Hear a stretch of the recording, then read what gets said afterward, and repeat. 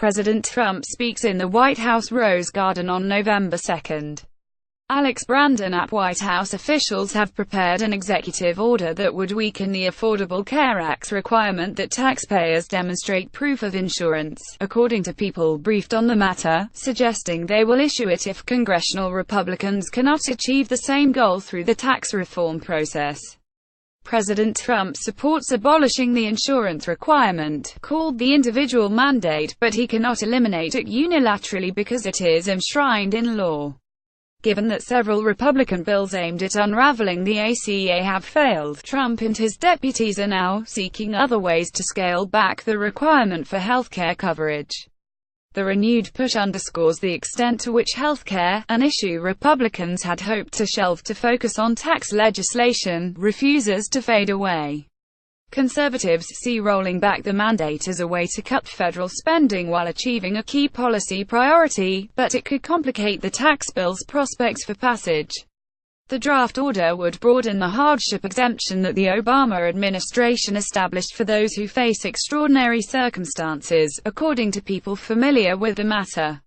These people spoke on the condition of anonymity because the order has not been issued yet, and they cautioned that the White House is continuing to press congressional leaders to change the requirement through legislation.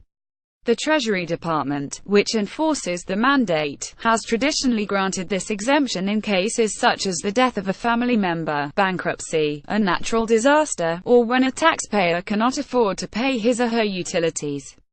The Washington Examiner first reported on the draft executive order Monday. Eliminating the individual mandate outright would spark a political firestorm among Democrats as well as some centrist Republicans, because it is seen as a powerful incentive to encourage healthier consumers to sign up for health insurance. The current penalty for not having coverage is $695 per adult and $347.50 per child, up to $2,085 per family, or 2.5% of family income, whichever is greater. Roughly 6.5 million taxpayers paid a fine for being uninsured in 2015, according to the Internal Revenue Service, though the fine that year was $470 per adult. The Congressional Budget Office projected in a December 2016 report that abolishing the individual mandate could leave an additional 15 million Americans uninsured by 2026, while saving the federal government $416 billion in subsidies to ACA consumers and Medicaid payments. Last month, the White House signaled that it would look more favorably upon a bipartisan health bill in the Senate if the measure retroactively eliminated the individual mandate, as well as a requirement that employers with at least 50 employees provide coverage for this year. And in an interview on Fox News Sunday, House Speaker Paul D. Ryan RWIs said a lot of members are suggesting that the tax bill include a repeal of the individual mandate. In a Monday telephone interview with the Washington Post Rep. Tom Cole-Rockler, a close ally of House GOP leadership, said there were some potential upsides to including such a provision in the tax bill. "It just gives you a lot more flexibility," said Cole, speaking as other elements of the plan have set off intense jockeying and negotiation. Still, Cole was not convinced that it would be included. He said that while adding the repeal would not derail plans to pass the tax bill in the House, over in the Senate it could cause problems. And right now, Cole said, House GOP leaders are trying not to expose their bill to major complications in the upper chamber. Cole said he expected that House GOP leaders would consult their Senate counterparts before making a final decision. Sen.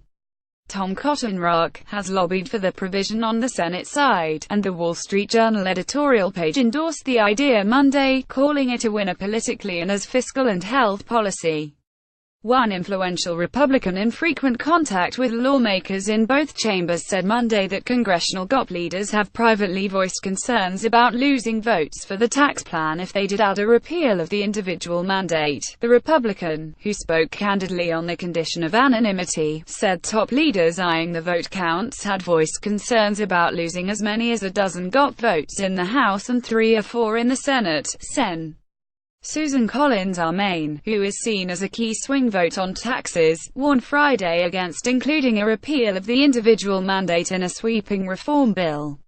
While I support replacing the individual mandate with an auto-enrollment system that allows for a consumer to opt out, it would make it more difficult to pass a tax relief bill if it is combined with a repeal of the individual mandate, Collins said in a statement.